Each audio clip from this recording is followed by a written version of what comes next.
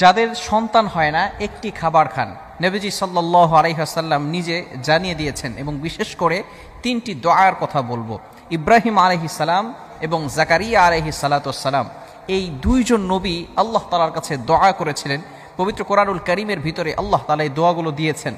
অনেকেই আছে যাদের সন্তান হয় না, অনেকেই একটা কথা মনে রাখবেন, সেটা হচ্ছে যে ছেলে সন্তান হোক অথবা মেয়ে সন্তান হোক, এগুলো কিন্তু সব আল্লাহ তাআলা যাকে ইচ্ছা ছেলে সন্তান দান করেন, যাকে ইচ্ছা কন্যা সন্তান দান করেন। এটা একমাত্র আল্লাহ তাআলাই দিতে পারেন।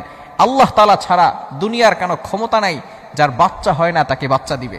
এজন্য অবশ্যই এই কথাগুলো আমাদের স্মরণ রাখতে হবে। কিন্তু আমাদের সমস্যা হচ্ছে, আমাদের সোসাইটির ভিতরে যারাই আছে তারা যদি কারো সন্তান না হয় তাহলে তারা মাজারে যায়, বাবার কাছে গিয়ে চায়। খবরদার, কারো কাছে চাওয়া যাবে না, আল্লাহ তাআলার কাছে চাইতে হবে। আমি কিছু আমলের কথা আপনাদেরকে বলবো, এরপরে সেই খাবারের কথাটা বলবো, কোন খাবারটা খেলে আল্লাহ তাআলা আপনাকে সন্তানের ব্যবস্থা করবেন। এক নম্বর হচ্ছে, ইব্রাহিম আলাইহিস সালামের কোনো সন্তান হয়েছিল না। 86 বছর বয়সে আল্লাহ তাআলা তাকে একটা সন্তান দিয়েছিলেন। আল্লাহ তাআলার কাছে ইব্রাহিম আলাইহিস সালাম দোয়া করেছিলেন। সেই দোয়াটা আল্লাহ তাআলা পবিত্র কোরআনুল কারীমের ভিতরে নিজে বর্ণনা করে দিয়েছেন। আপনি পবিত্র কোরআনুল কারীম খুলেন, 23 নম্বর পারার 8 নম্বর পৃষ্ঠার 9-10 নম্বর লাইনগুলোতে সূরাতুস সাফফাতের 100 নম্বর আয়াতে রব্বুল আলামিন বলেন, রব্বি হাবনি মিনাস সালিহিন। ইব্রাহিম আলাইহিস সালাতু ওয়াস সালাম আল্লাহ তাআলার কাছে দোয়া করেছেন, রব্বি হাবলি মিনাস সালিহিন, আয় আল্লাহ, আয় আমার রব, আমাকে একজন নেককার সন্তান দান করো। Give me a good child, আমাকে একজন নেককার সন্তান দান করো।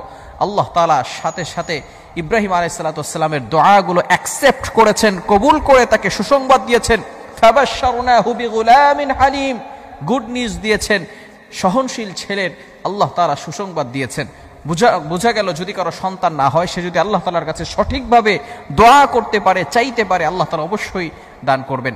জাকারিয়া আলাইহিস সালাতু ওয়াস সালাম এভাবে দুইটি দোয়া করেছেন। এই দোয়াগুলো আল্লাহ তাআলা পবিত্র কোরআনুল কারীমের ভিতরে নিজে বর্ণনা করে দিয়েছেন।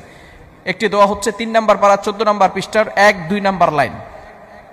এটা সূরা আলে ইমরানের 38 নম্বর আয়াতের ভিতরে আল্লাহ তাআলা নিজে বর্ণনা করে দিয়েছেন, রব্বি লা তাযারনি রব্বি হাবলি মিন লাদুনকা যুররিয়াতান তাইয়্যিবা ইন্নাকা সামিউদ দুআ। এই দোয়াটা আমরা অনেকেই জানি না?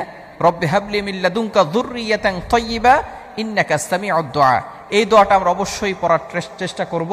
অবশ্যই জাকারিয়া আলাইহিস সালাতু ওয়াস সালাম এই দোয়া করে আল্লাহ তাআলার কাছ থেকে সন্তান লাভ করেছেন। এবং আরেকটি দোয়া হচ্ছে, রব্বি লা তাযারনি ফারদান ওয়া আনতা খায়রুল ওয়ারিসিন। এটাও জাকারিয়া আলাইহিস সালাম আল্লাহ তাআলার কাছে দোয়া করেছিলেন। এই আয়াতটি হচ্ছে সূরা আম্বিয়ার 89 নম্বর আয়াত। এই 3টি আয়াতের আমল আমরা করব, 3টি দোয়া আল্লাহ তাআলার কাছে করব। এবং বিশেষ করে যে সমস্ত মায়েদের সন্তান হচ্ছে না, তারা অবশ্যই কালো জিরা খাওয়ার ট্রাই করব। আমার নবী সাল্লাল্লাহু আলাইহি ওয়াসাল্লাম জানিয়ে দিয়েছেন, কালো জিরা হচ্ছে এমন একটা ওষুধ, সমস্ত রোগের শেফাই কালো জিরার ভিতরে আল্লাহ তাআলা দিয়ে দিয়েছেন। যাদের সন্তান হয় না, কালো জিরা খাবেন। কালো জিরার ভিতরে আল্লাহ তাআলা শেফা দিয়েছেন, মধুর ভিতরে আল্লাহ তাআলা শেফা দিয়েছেন।